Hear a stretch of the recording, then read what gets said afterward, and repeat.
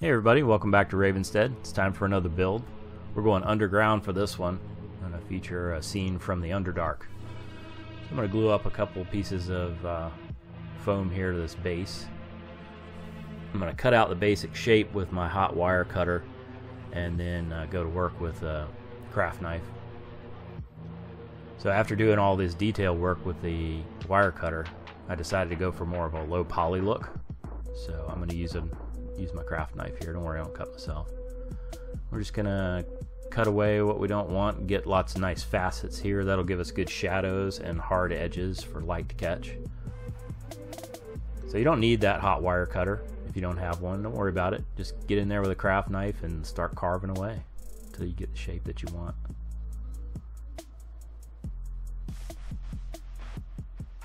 And then got my rocky spires there. Trim those down, make sure I have all those facets in there, and those get glued down. And then I'll do a little texturing on the piece. I'll roll over some balled up aluminum foil and then go over it with a brass brush. That'll give us some nice textures to the edges. Once we get all this texturing done, we need to kind of add a little bit more interest to the piece. I decided to make this an Underdark mushroom grove. So I'm going to make some mushrooms here with these little foam balls. They came off of a floral arrangement, artificial flowers that I bought. I'm going to use a lot of that through this build. So I just cut off a little toothpick and then a little dab of hot glue and then half a foam ball. There we go, we got mushrooms.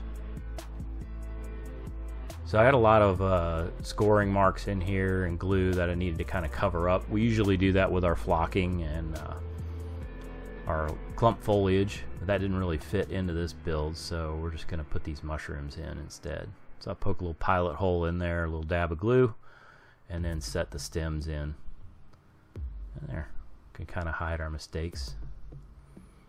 I thought the tops of these looked kind of alien looking.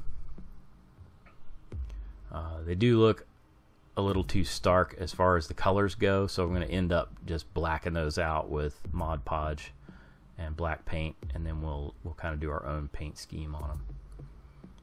So I'll get those set here and there. A couple little tiny cutoffs that I had. Still mindful to keep a playable area here and there on that piece. And I'll scrub in some Mod Podge and black paint. That'll kind of stiffen everything up, help protect the foam, and then that gives us our nice shadows for dry brushing.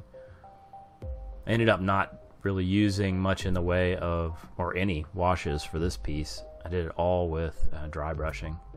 So this is like a dark purple. That's really starting to show up now. And then that'll be my base coat, and then I'm using a neon purple, like a blacklight type purple on this one, and I'll hit all the highlights with that. Yeah, it's looking nice. And then a bigger dry brush here with a really light beige color, and then some lighter purple over top of that.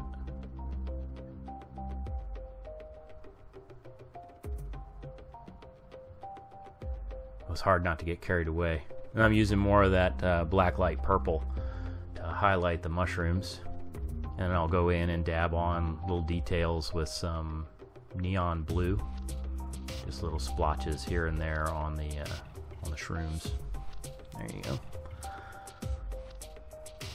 When I show you this piece later on when it's done, I'll light it up for you with a little bit of black light too, and that really makes it look pretty cool.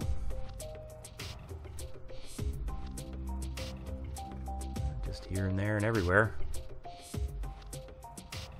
And I'll do a little bit of splotchy painting underneath just to give the hint of like some kind of weird fungus, some underground growth.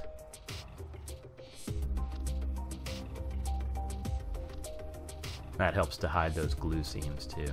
Kind of breaks it up.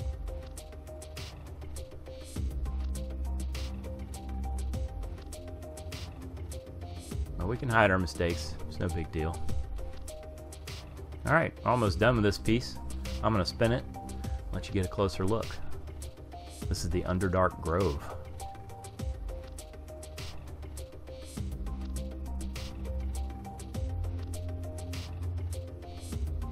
So I'll show it to you here with the lights turned out and just the black light coming on. So it's pretty dramatic. And then I've got a shot of it with really no special lighting whatsoever.